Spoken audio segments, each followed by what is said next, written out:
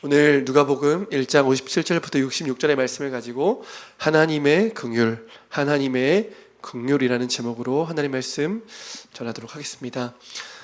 저희들 누가복음 말씀을 묵상하고 있습니다. 저도 지난 새벽 계속해서 누가복음 말씀을 살펴보면서 정말 누가복음이 정말 하나님의 긍휼이라는 것을 다시 한번 깨닫게 되었습니다. 오늘 찬양을 하는데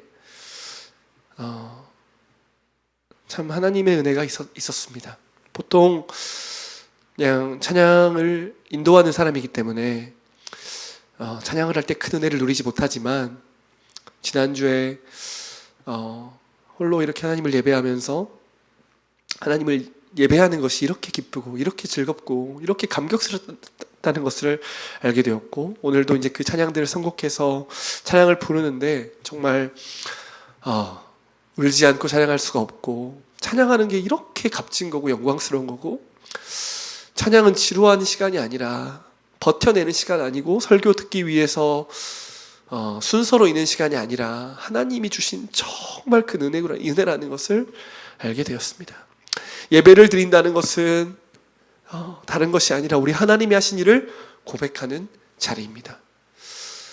제 인생이 하나님을 찬양하는 인생이 되기를 원하고, 저와 여러분의 인생이 평생 그 하나님을 찬양하며 하나님을 예배하는 우리의 삶이 되면 참 좋겠습니다. 누가복음을 우리가 볼 텐데요. 누가복음은 누가라는 저자에 의해서 쓰여졌습니다. 누가는 사도 바울이 의사라고 했죠. 또 일부 학자들은 역사가였다고 진술합니다. 굉장히 체계적으로 그리고 꼼꼼하게 예수 그리스도의 행적을 잘 기록한 것이 누가복음이죠. 누가는 의사였지만 동시에 이방인이었습니다.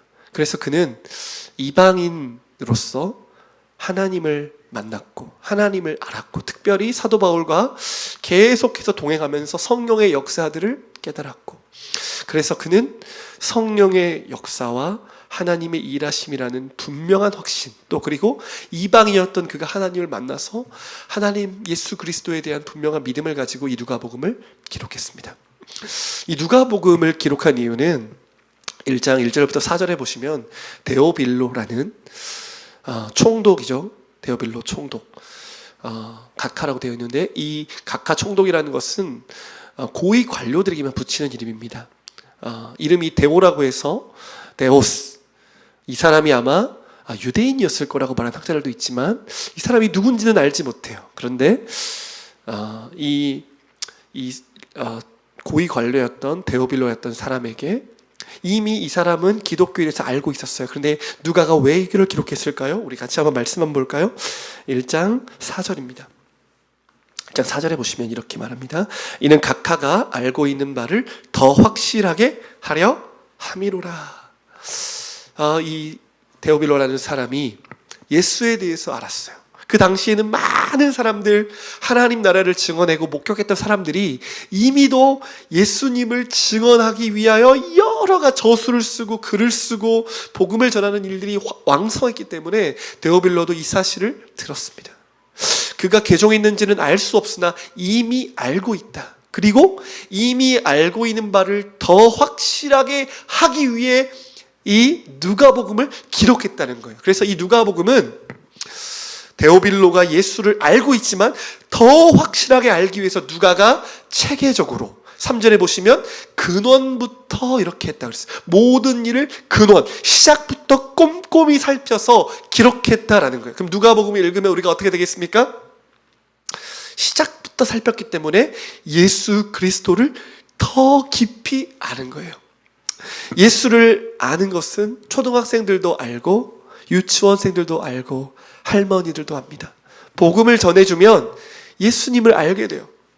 그렇게 예수님을 아는 것이 인생의 종착이 아니에요. 예수를 믿음으로 구원을 받을 수 있는 믿음이 생기지만 에베소서 우리 말씀 한번 볼까요? 에베소서 4장 13절로 14절입니다. 우리 같이 한번 읽도록 하겠습니다. 우리가 다 하나님의 아들을 믿는 것과 아는 일에 하나가 되어 온전한 사람을 이루어 그리스도의 장성한 분량에 충만한 데까지 이르리니 이는 우리가 이제부터 어린아이가 되지 아니하여 사람의 속임수와 간사한 유혹에 빠져 온갖 교훈의 풍조에 밀려 요동하지 않게 하려 함이라. 아멘. 예수를 믿고 구원받는 믿음을 갖는 것 너무나 값진 일이에요. 그런데 바울은 무슨 이야기를 하고 있습니까? 어린아이에 머무르서는 안 된다. 왜요? 어린아이가 되면 속임수와 유혹에 빠져서 온갖 교훈의 풍조에 밀려 요동하게 되기 때문에 그래요. 작은 배는 작은 풍랑에도 요동을 칩니다. 제가 이제 낚시를 좋아하니까 어떨 때는 통통 배를 타고 낚시를 한 적도 있고, 어떤 때는 굉장히 몇 톤 되는 배를 탄 적도 있고, 어떤 때는 정말 큰 배를 탄 적도 있어요. 작은 배를 타면 큰 배가 지나가는 풍랑에도 흔들려요. 그런데 몇 톤 되는 배를 타면 아주 큰 풍랑이 아니고서는 흔들리지 않아요. 제가 다큐를 보는데 원양 어선 있죠? 참치 잡는 이렇게 몇 달 걸쳐 나가는 참치 어선 이렇게 보니까 그 배는 몇 달 나가야 되잖아요. 때로는 풍랑이 오고 엄청난 요동치는 파도가 오는데도 그 배는 괜찮아요. 왜요? 크기 때문에 그래요. 오늘 우리가 왜 자라나야 됩니까? 이 세상의 풍조, 이 세상의 유혹, 마귀의 공격, 시대적인 사조가 저와 여러분을 흔들기 때문이에요. 신앙생활은 끊임없이 흔들리는 이 세상 속에서 걸어가는 여정이에요. 그래서 우리는 자라가야 돼요. 어떻게 하면 자라요? 예수 그리스도를 알고 믿음으로. 예수 그리스도를 알고 믿음으로. 그리스도께서 우리 인생 가운데 얼마나 위대한 일을 행하셨는지를 알고 믿음으로. 예수 그리스도가 얼마나 크신 분인지를 알고 믿음으로. 그분이 우리에게 주신 약속이, 소망이 얼마나 크고 위대한지를 알고 믿음으로. 그분이 우리 가운데 가신 성령의 능력이 얼마나 크고 위대한지를 알고 믿음으로 우리가 자라나게 됩니다.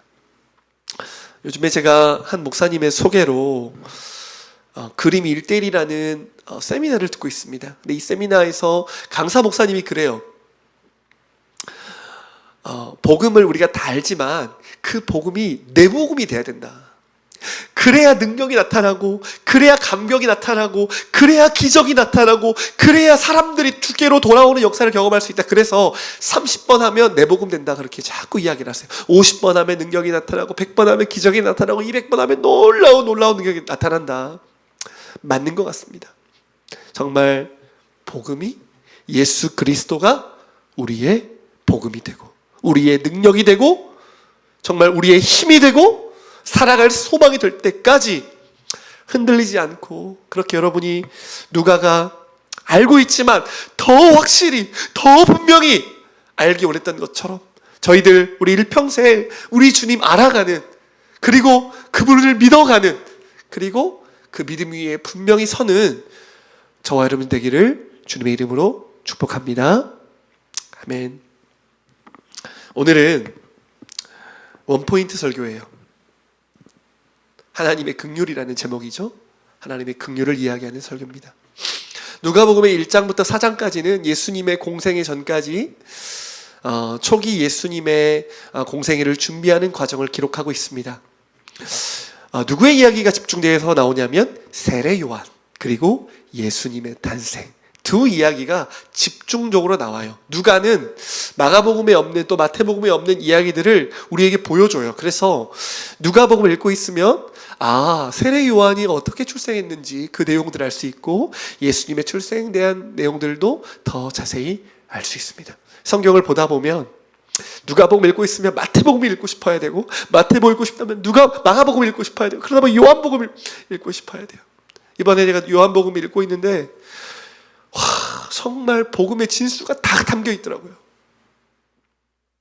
정말 읽기만 해도 감격스럽더라고요. 예수님을 더 깊이 아는 것, 예수님을 더 깊이 알아서 여러분의 잔이 넘쳤으면 좋겠어요. 왜 우리 인생에 감격이 없을까요?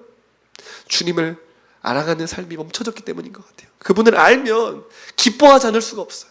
그분을 알면. 그래서 스마트폰, 유튜브, 스포츠, 그리고 뭐 예능 재밌죠? 근데 그것과 비교할 수 없는 주님을 아는 기쁨, 그것을 빼앗기지 않는 저 여러분이 되어야 될 줄 믿습니다. 주님 앞에 섰을 때 부끄럽지 않았으면 좋겠어. 너희 헛된 것에 너희 인생 허비했구나, 그래서 못 누렸구나, 그러한 책망받지 않도록 하나님이 우리에게 주신 시간들 잘 쓰셔서 예수님을 깊이 알아가고, 그래서 사람들이 여러분 봤을 때 예수의 복음의 능력이, 감격이 흘러 넘치는 그런 사람들 되면 좋겠어요. 너무 일 많이 하신 분들이 있는데 일 좀 줄이시고, 조금 돈 덜 버시고, 조금 덜 부유해도 영적인 부유함을 누리셔서 우리가 한 번밖에 없는 인생이 예수의 말씀과 능력으로 흘러 넘칠 수 있으면 참 좋겠습니다. 오늘은 요한의 이야기를 하려고 합니다. 세례 요한은 어떤 사람입니까? 세례 요한, 저는 누가복음 읽으면서 엄청 부러웠어요. 모태에서부터 성령 충만을 받은 사람, 모태에서부터 나시린으로 구별된 사람, 성령의 능력으로 하나님의 말씀을 선포하여서 많은 사람들에게 예수 그리스도를 위하여 준비할 수 있는 마음들을 만들었던 그런 사람. 예전에 제가 작곡을 한 적이 있었어요. 딱 한 곡, 두 곡인가 작곡을 했었는데 소리라는 제목이었습니다. 근데 그게 세례 요한이에요. 세례 요한은 자기는 예수님의 신발끈도 멜 수 없을 만큼 작은 자다, 나는 주님의 소리다, 그러거든요.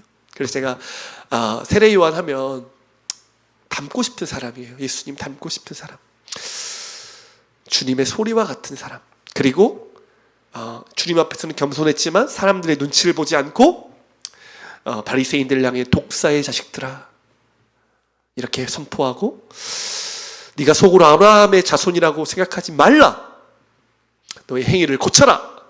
그리고 헤롯을 정죄했던 요한, 참 멋있어요.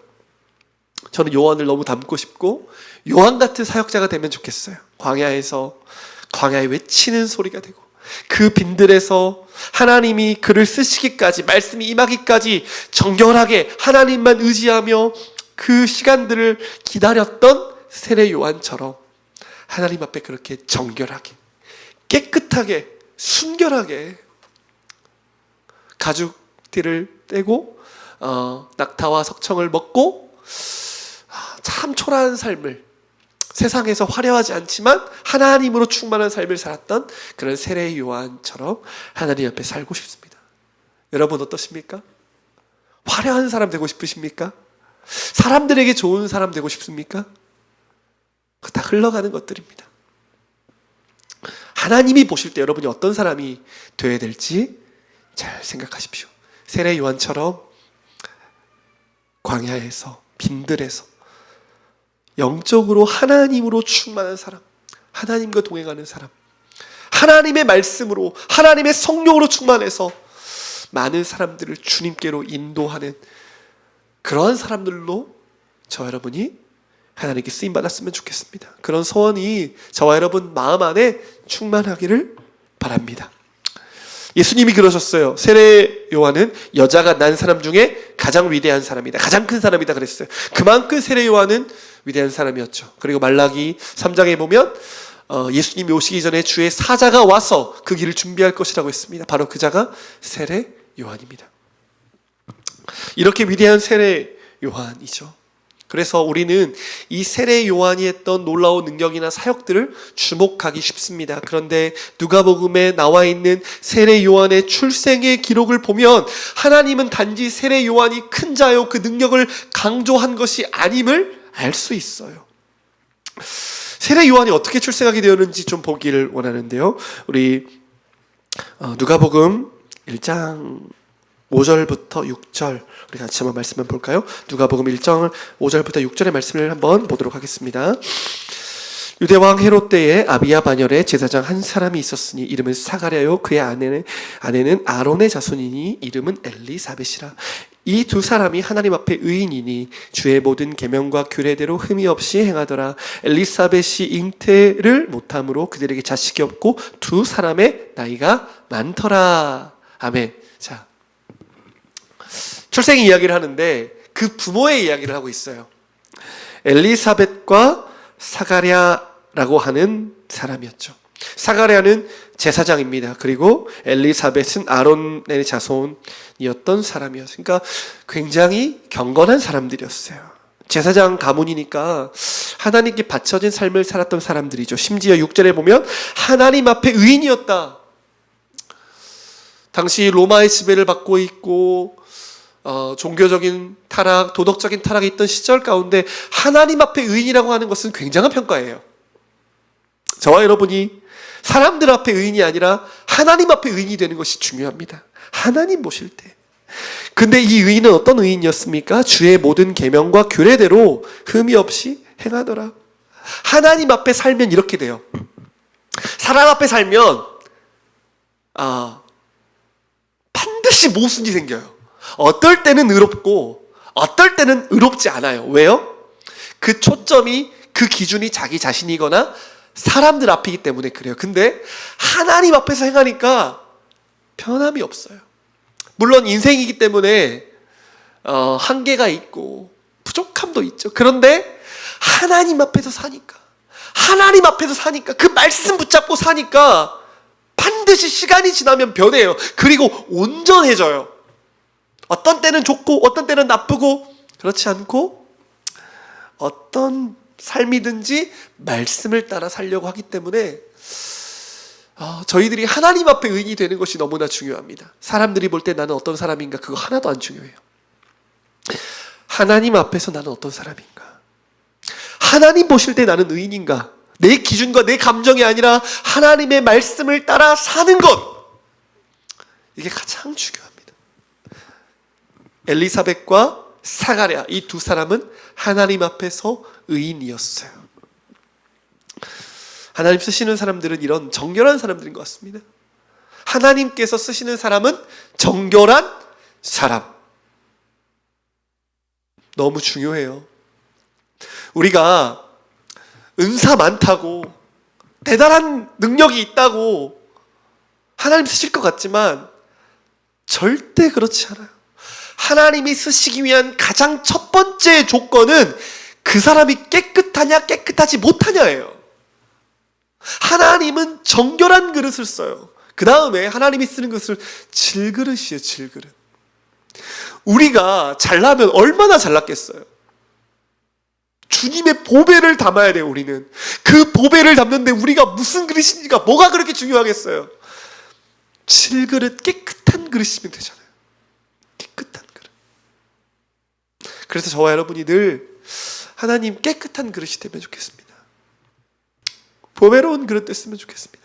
내가 가진 능력으로 주님을 드러내는 것 다 소용없어요. 사실은 오히려 우리는 최대한 감추는 게 맞아요.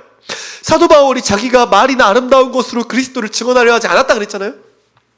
오히려 나는 다 모르고 예수 그리스도와 십자가 부활만 증언하려 했다. 그 말이 맞아요.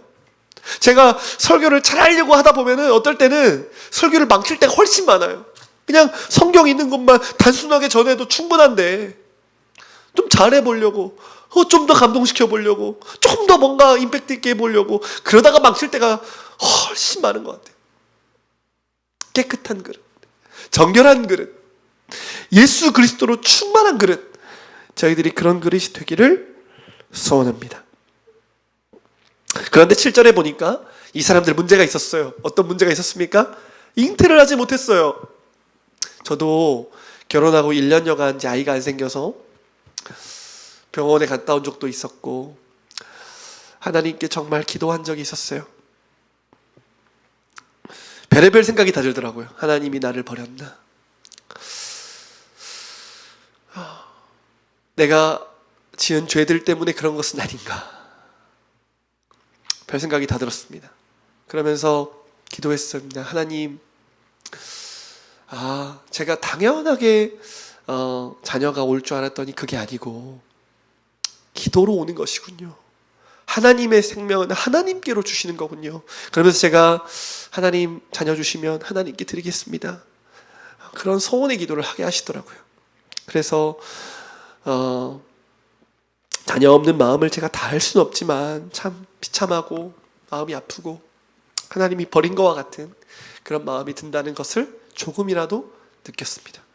그 당시 시대에는 자녀가 없다는 것은 지금 시대도 너무 힘들고 어려울 수 있죠. 그 자녀를 기다린다면. 그런데 그 시대에는 어땠습니까? 메시아의 후손을 기다렸던 사람들이잖아요. 자녀는 축복이었잖아요. 자녀는 기업이라 했던 시대잖아요. 그러니까 자녀가 없다는 것은 소망이 없다는 거예요. 어둠이라는 거예요. 사무엘상 1장에 한나 이야기를 보면, 엘가나 이야기를 보면 그 두 사람 어땠어요? 한나는 자녀가 없으니까 엘가나가 아무리 많은 사랑을 줘도 남편의 사랑으로 충분하지 않냐? 아니라고. 엘가나가 그랬잖아요. 다 없는 것과 같은 그러한 텅 빈, 소망이 없는, 나로 인해서 내 대가 끊어지는 그런 인생을 살아갔던 시대죠.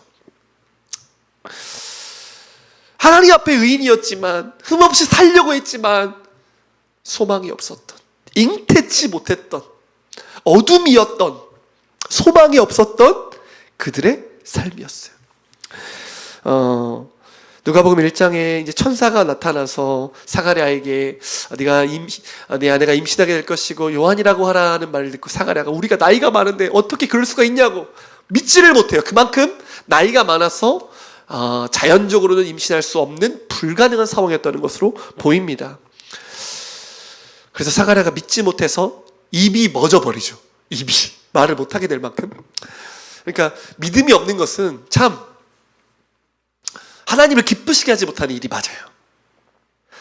사가랴가 하나님의 말씀을 믿지 못하자 입이 멎었다는 것은, 믿음이 없는 삶은 하나님께 기쁨이 되지 못하고 하나님의 일을 믿음으로 행할 수가 없기 때문에 정말 신실한 삶을 살지 못한다는 거죠. 근데 이에 반해서 마리아는 어때요? 마리아는 천사가 말해서 네가 남자도 알지 못하지만 네가 처녀지만 주 예수 그리스도를 임신하게 될 거라고 하니까 여자가 뭐래요? 마리아가 주의 말씀을 믿었어요. 우리 생각과 우리 이상으로 말도 안 되는 일이에요. 과학적으로 설명할 수도 없어요. 그러나 그 말씀을 믿은 그 여자는 복되도다. 저는 마리아의 이 믿음이 놀라웠어요. 복되도다. 제가 성경 요한복음을 읽으면서 느꼈던 게 뭐냐면, 하나님의 말씀은 능치 못함이 없구나. 죽고 사는 것이 하나님 앞에서는 큰 문제가 아니라는 것을 알게 됐어요. 말씀이 선포되면, 하나님이 뜻하시면, 하나님이 계획하시면 능치 못함이 없는 거구나. 저와 여러분이 이 믿음에 견고하게 설 줄 믿습니다. 이 믿음이 있어야 우리가 이 땅을 흔들리지 않고 살아갈 수 있어요. 두렵지 않고 살아갈 수 있어요. 능치 못함이 없어요. 하나님의 말씀대로 믿는 자에게 복이 있습니다. 죽은 자를 살게 하시고, 눈먼 자를 눈뜨게 하시고, 힘없는 자를 일으키시고, 영원한 소망을 주시겠다고 하신 하나님의 말씀이 반드시 이루어지라고 믿는 저와 여러분이 복될 줄 믿습니다. 아멘. 자, 이들에게는 소망이 없었습니다. 믿을 수 없을 만큼 상황이 어려웠어요. 그런데 하나님께서 그 두 부부에게 어떤 일을 행하십니까? 세례 요한을 잉태하게 하셨다는 거예요. 오늘 본문의 말씀입니다. 우리 본문의 말씀 같이 한번 읽어보겠습니다. 1장 57절 보십시오. 57절 58절 같이 한번 읽겠습니다. 시작. 엘리사벳이 해산할 기한이 차서 아들을 낳으니 이웃과 친족이 주께서 그를 크게 긍휼히 여기심을 듣고 함께 즐거워하더라. 엘리사벳이 해산할 기한이 차서 아들을 낳았습니다. 근데 58절 주목해 보세요. 이웃과 친족이 어떻게 했습니까? 주께서 그를 크게 긍휼히 여기심을 듣고 함께 즐거워했어요. 사가랴, 엘리사벳 부부가 의롭기 때문에 잉태한 것이 아니에요. 하나님이 주께서 그를 크게 불쌍히 여겨주신 거예요. 크게. 자녀가 없이 그렇게, 이미 자녀가 없었죠. 이미 시간이 지났죠. 가능성 제로. 끝이었어요. 그런데 그럴 이유가 없는 그들에게 내가 의롭게 살았으니까 자녀를 주어야 되나요? 그런 일은 성경에 기록되지 않아요. 받을 수 없었던 나에게, 소망이 끊어졌던 나에게 큰 긍휼이 임했던 거예요. 크게 하나님이 긍휼히 여겼음을 그 친가 친족들이 듣고 같이 즐거워했어요. 그러니까 사가랴, 엘리사벳, 요한의 이야기는 무슨 이야기예요? 주께서 그들을 크게 긍휼히 여겨주신 사건이에요. 요한이란 이름의 뜻이 뭐냐면, 요한은 여호와라는 뜻과 하나님이라는 은총의 합성어예요. 그러면 요한이란 이름의 뜻은 뭐예요? 하나님이 은총을 주심, 여호와께서 불쌍히 여겨 주심, 여호와께서 긍휼을 베풀어 주심이라는 뜻이에요. 오늘 이 이야기를 보면 이제 친족들이 보통 자녀들의 이름은 아버지 이름을 따라가잖아요. 그래서 사가랴라고 지으라고 해요. 그냥 순리대로. 그렇죠? 그랬는데 이 어머니가 뭐라고 합니까? 아니라고. 60절에 보면 그 어머니가 대답하여 이르되 아니라 요한이라 할 것이라며. 그들이 이르되 내 친족 중에 이 이름으로 이름한 이가 없다 하고 그의 아버지께 이제 하라고 해요. 아버지께 몸짓하여 사가랴는 지금 말을 할 수 없자 몸짓하여 무엇을 이름을 지으려 하는가 묻고 63절에 보니까 그가 서판을 달라 하여 그 이름을 요한이라고 썼어요.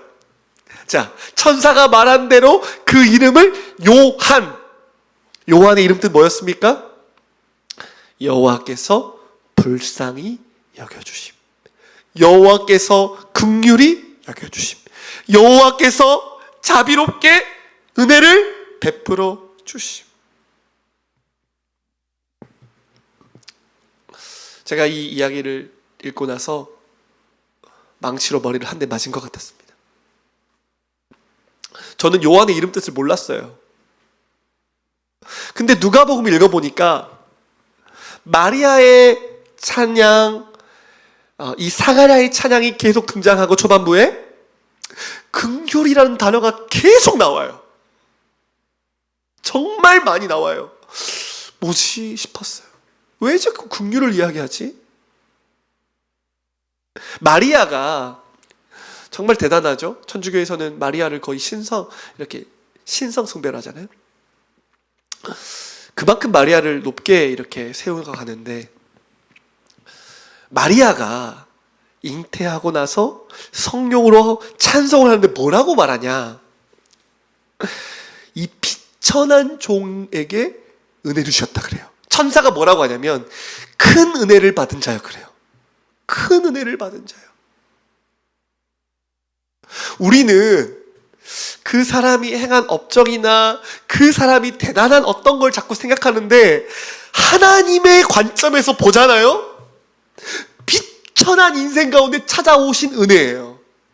비천한 인생, 비천한 여종. 마리아는 참 가난했죠. 예수님을 출생하고 나서 이제 호적을 신고하러 갈 때, 이제 예수님을 온전히 올려드릴 때 가난하니까 비둘기 한 쌍을 바치잖아요. 그만큼 가난한 사람이었어요. 가난한 사람. 사가랴 부부는 어떤 부부였어요? 불임 부부, 소망 없는 부부. 의롭고 경건하게 살려고 하지만 소망 없는 사람. 마리아, 비천하고 가난하고 힘이 없고 연약한 사람이에요. 그런데 주님께서는 그런 비천하고 그런 가난하고 소망이 없는 그들의 인생 가운데 찾아오셔서 큰 은혜를 주시는 거예요. 큰 긍휼. 요한이라는 이름을 딱 제가 듣고 나서는 머리로 한 대 맞은 것 같았어요. 요한은 대단한 사람이고 요한은 본받고 싶은 사람이고, 요한은 놀라운 말씀을 전하고 사람들을 주께로 인도하는 대단한 사람인 줄 알았더니 그의 시작부터 긍휼이구나. 시작부터 긍휼이구나. 시작부터 끝까지 하나님의 긍휼로만 설명할 수 있는 인생이 요한이구나. 요즘 제가 저희 어머님이랑 통화를 자주 하고 있습니다. 어머님이 제가 어떻게 태어나는지를 설명해 주는데, 알고 있었는데 다시 들으면 다시 생각나잖아요. 제가 태어난 게 기적이라고 하시더라고요. 장애를 갖지 않고 태어난 게 기적이고. 저는 제가 완전 잊고 있었어요. 내가 요한이구나. 이름이 요한이라는 뜻은 아니에요. 전 평화예요. 평화인데, 내가 요한처럼 하나님의 불쌍히 여겨주심으로 지금 이 자리에 있었다는 것을 제가 잊어버렸다는 것을 알게 됐어요. 저와 여러분은 소망이 없었던 사람들이에요. 저는 말할 것도 없어요. 말할 것도 없어요. 가난한 가정에 태어나서 어머님이 저를 혼자 키우시고, 이제 혼자 키우셔야 되니까 많이 바쁘셨죠. 혼자 자랐고, 또 열악한 동네에서 자라면서 안 좋은 친구들을 사귀고 방황도 많이 하고, 성품적으로도 거칠고 악하고 세상의 때가 참 많이 묻어있고, 정말 어두움이라고 밖에는 설명할 수 없었던 사람이에요. 그런 제가 여기 서 있는 거, 그런 제가 하나님의 자녀가 되고 말씀을 전한다는 거, 하나님의 긍휼이죠. 하나님의 긍휼이죠. 저만 그런가요? 그런데 요한은 살면서 뭘 기억했을까요? 아, 나는 태어날 수 없는 사람이었잖아. 그런데 하나님께서 큰 은혜를 베풀어 주셔서 내가 이 자리에 있는 거지. 요한이 하나님께 자기 인생을 드리며 빈들에서 세상의 것들을 따르지 않고 오직 주님만 바라보고 살 수 있었던 이유, 예수 그리스도께 그 인생을 드리며 하나님 나라 위에 자신의 삶을 던진 이유가 뭡니까? 요한이라는 이름, 주께서 나를 불쌍히 여겨주심, 그 은혜 때문인 거죠. 그 긍휼 때문인 거죠. 저와 여러분이 잊어버려서는 안 될 것 같아요. 저를 보니까 왜 이렇게 이걸 잊고 살지? 제가 이번 누가복음 묵상하면서 하나님이 제게 주셨던 마음이 뭐냐면, 평화야, 잊어버리지 마라. 잊어버리지 마라. 네가 긍휼로 이 자리에 서 있다는 사실을. 너는 소망이 없었던 사람이야. 사가랴가 성령이 충만하여서 이제 예언을 합니다. 예언을 하면서 무슨 얘기를 하냐면 구원의 이야기를 해요. 단지 자식이 없어서 자식을 내게 주신 큰 은혜를 넘어서 성령의 감동으로 장차 일어날 일을 예언하는데, 사가랴뿐만이 아니에요. 구원, 건지심이잖아요. 어떤 데서 우리를 건지십니까? 67절부터 보세요. 속량하셨대요. 68절에 구원은 속량이에요. 마귀와 죄와 죽음과 어두움에 종되었던 우리의 인생에서 그리스도께서 값을 지불하시고 우리를 사오셨다. 속량, 죄값을 치르시고 예수 그리스도, 하나님의 아들이신 그분의 몸으로, 그분의 찢겨주심으로, 그분의 죽으심으로 우리를 어둠에서 사오신 것, 우리를 건져주신 것, 이게 은혜예요. 그래서 우리는 어떻게 해요? 75절이에요. 종신토록 주의 앞에서 성결과 의로 두려움이 없이 섬기게 하리라 하셨도다. 어둠에서 건져주신 것도 은혜예요. 그렇죠? 어둠에서 우리를 건져주신 것도 은혜. 저는 제가 예수님 믿고 목회자가 되었잖아요.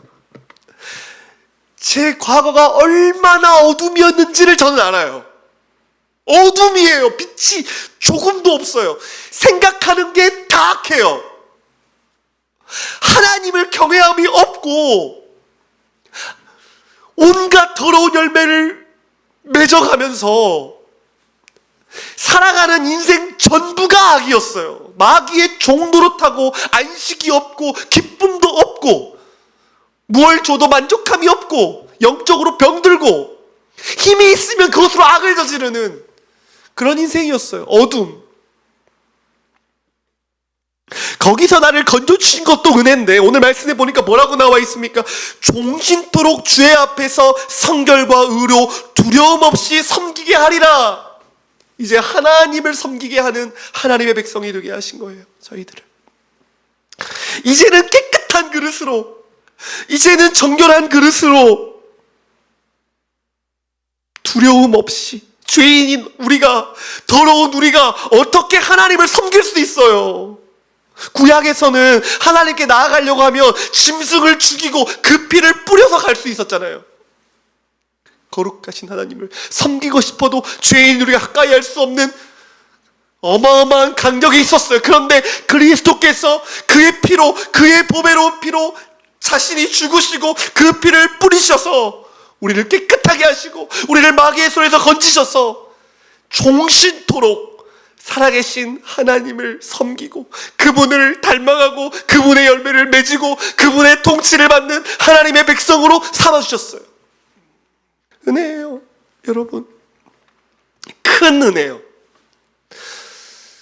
사가랴가 잉태하지 못하다가 잉태한 은혜, 거기서 끝나는 게 아니라 영적인 어둠과 영적인 죽음과 영적인 빈곤과 영적인 어둠과 사망 아래 살아가던 우리를 건지셔서 영원한 생명을 주신 은혜 위에 은혜. 제가 신학 배울 때 은혜 위에 은혜라 그랬어요, 교수님이. 은혜로도 설명할 수 없어요. 은혜 위에 은혜가 우리에게 임한 거예요. 예수 그리스도로 말미암아. 그러면서 78절 이렇게 말합니다. 이는 우리 하나님의 긍휼로 인함이라. 이게 주님의 복음의 근원이에요. 복음의 근원은 우리의 은하, 우리의 잘남이나 우리가 주님 앞에 선한 삶을 산 게 아니에요. 우리의 가능성은 빵이에요. 우리 하나님의 긍휼로 인함이라. 내가 이 자리에 선 것은 하나님의 은혜예요.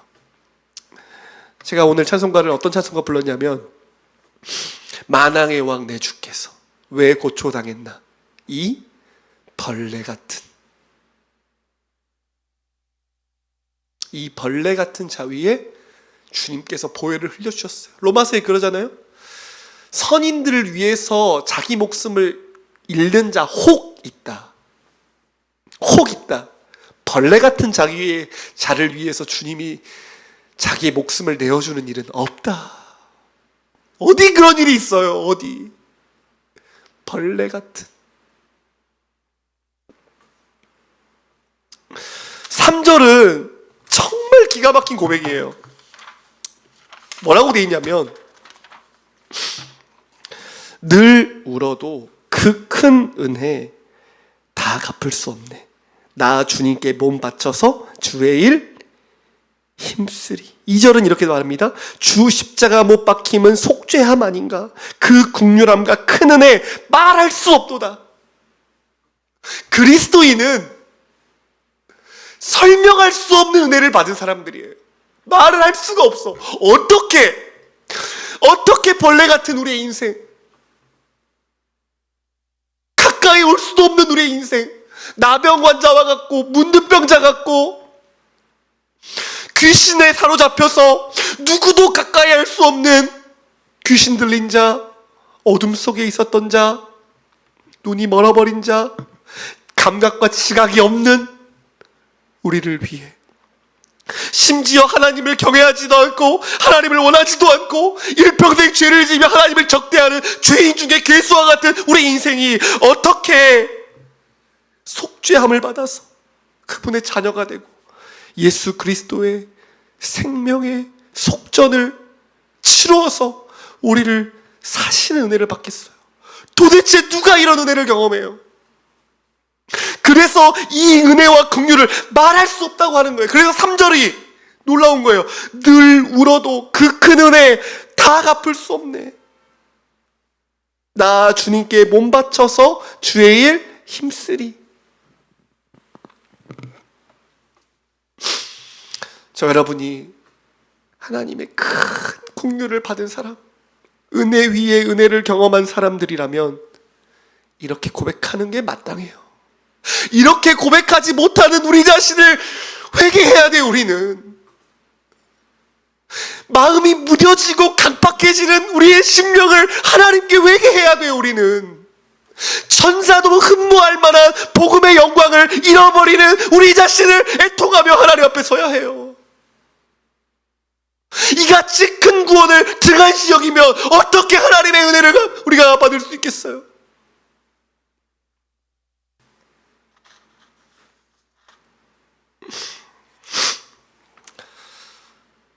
은혜입니다.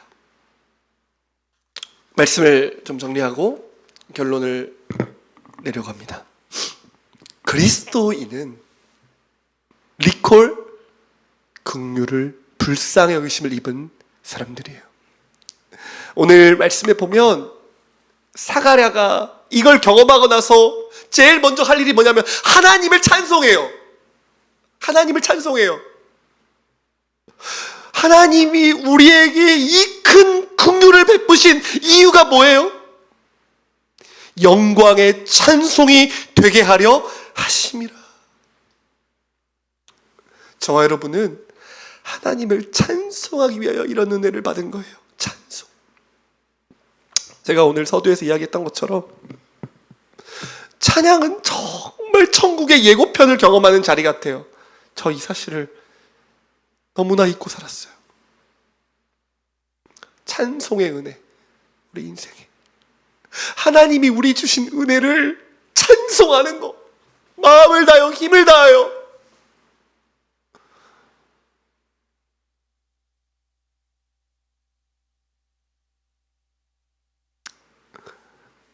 정말 예배 때마다 나와서 우리가 찬송하고 살아 숨쉬고 먹고 마시고 살아가는 모든 시간이 하나님을 찬송하는 삶.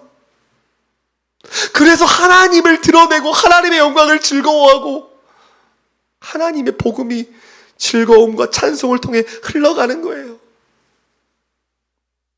우리가 기뻐야, 우리가 감격해야 복음이 막 흘러갈 거예요. 근데 그게 억지로 되는 게 아니에요. 복음 안에 잠겨 있으면 돼요. 복음 안에. 우리가 왜 기뻐요?